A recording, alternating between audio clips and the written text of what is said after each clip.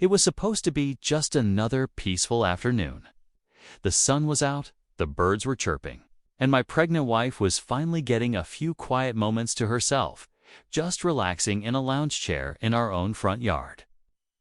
Nothing out of the ordinary, nothing loud, nothing bothering anyone. Until this woman, we now call her Karen, showed up out of nowhere with her phone already in hand, staring at my wife like she didn't belong. At first, we thought maybe she was lost. But no, she wasn't lost. She was angry, without even saying hello. She marched onto our property and started demanding answers, asking what my wife was doing here, if she lived here, and why she was acting suspicious.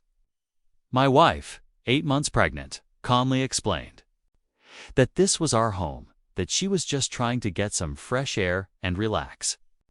But Karen wasn't having it. She started muttering something about keeping the neighborhood safe and protecting property values. Like that gave her the right to interrogate people in their own yard. Then came the moment we couldn't believe, right in front of us. She dialed 911 and told the dispatcher that a suspicious woman was trespassing and refusing to leave. She left out the part where my wife was sitting on our own porch. She left out the part where she was the one yelling, invading our space, and ignoring the truth. It didn't matter that my wife was pregnant. It didn't matter that we showed her our mailbox, our ID, even the name on the utility box. Nothing would convince her. She had already made up her mind, and just as we were trying to defuse the situation and hoping police wouldn't escalate it further, something happened that completely changed everything. What happened next? You won't believe what the officers said when they arrived. As we stood there on our own front lawn, waiting for the police to arrive, my wife tried to stay calm, even though I could see how shaken she was. Her hands rested gently on her belly, breathing slow, trying not to let the stress affect the baby. This wasn't the first time we'd dealt with strange looks in the neighborhood, but this was the first time someone actually called the cops just because we didn't look like we belonged. Karen stayed close, pacing the sidewalk, glancing at us now and then like she was doing us a favor by keeping watch. She even waved down a neighbor, walking their dog, and loudly warned them about the stranger on our porch as if we were criminals hiding in plain sight. The worst part? The neighbor hesitated. They looked at my wife, then back at Karen, unsure. That little moment of doubt was like a punch to the gut. We moved into this neighborhood 2 years ago. We bought this home with years of savings, excited to start our family here. We've paid our dues. We've hosted block parties. We've waved and smiled. But some people only see what they want to see. And for Karen, that meant assuming the worst the moment she laid eyes on my wife. No facts, no questions, just judgment and fear. The sound of sirens finally cut through the tension. My heart sank. I could already imagine how this could go wrong. My wife sat upright, trying to steady herself. Karen stood a little taller, her arms crossed, as if she were about to be rewarded for her bravery. And then, as the cruiser pulled up and the officer stepped out, something about his expression made it clear he wasn't expecting what he saw. But before a single word was spoken, his hand moved toward his radio. The officer approached slowly, eyes scanning between Karen, my wife, and me. He didn't speak right away. His hand stayed near his radio, and for a second, I could feel everything tightening like we were one wrong move from the situation flipping completely out of control. Karen wasted no time. Shh. She stepped in front of him, finger pointing, voice sharp and confident. "That woman," she said, "refused to leave this property. I told her to go, and she started yelling. I feared for my safety."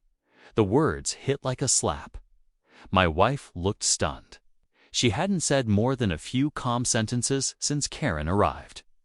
I stepped forward, gently but firmly, and told the officer, "This is our house. That's my wife. She's 8 months pregnant." She was sitting on our porch when this woman came up and started accusing her of trespassing. The officer paused, looked around the porch, the mailbox, the car in the driveway with our family decal still on the rear window. But instead of asking Karen to back off, he asked us for ID. I handed him my license. My wife pulled hers from her robe pocket, hands shaking. Karen stood behind him, arms still folded, whispering something under her breath. Then another neighbor appeared, Mr. Thompson, an older man from across the street. He'd always seemed friendly before, but now he stood on the edge of the sidewalk, watching closely. Karen turned to him and said, "See, I told you, something isn't right here."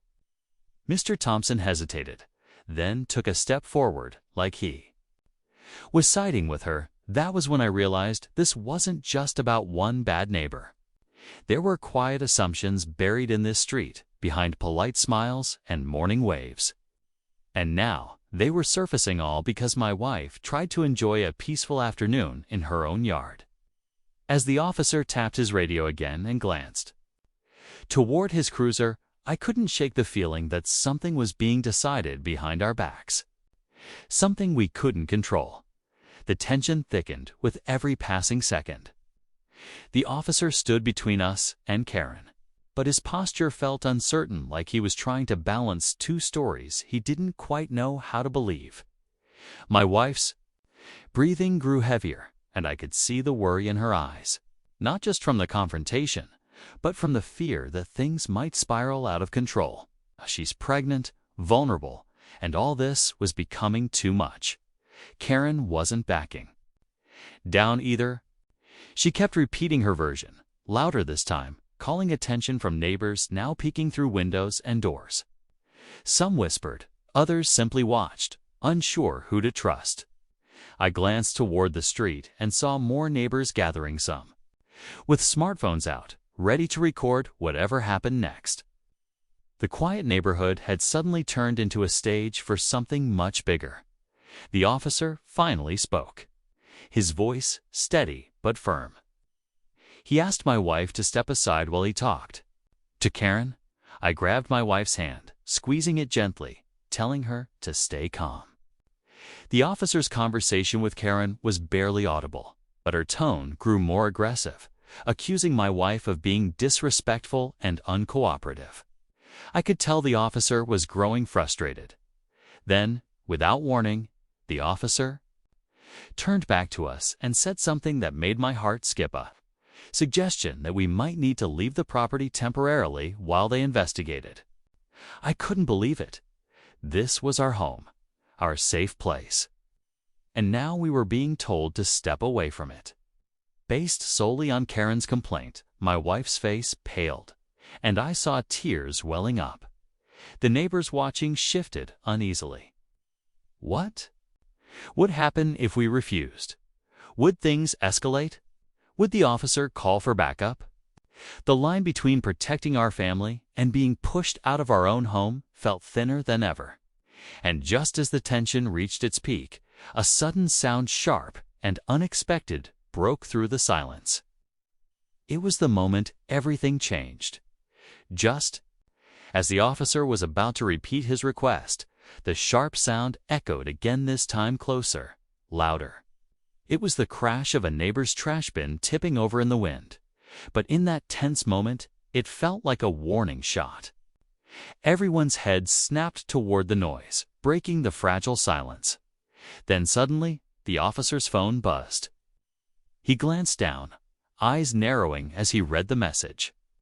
His calm demeanor shifted, replaced by something unreadable. Before anyone could ask what was going on, the officer stepped back and spoke quietly into his radio.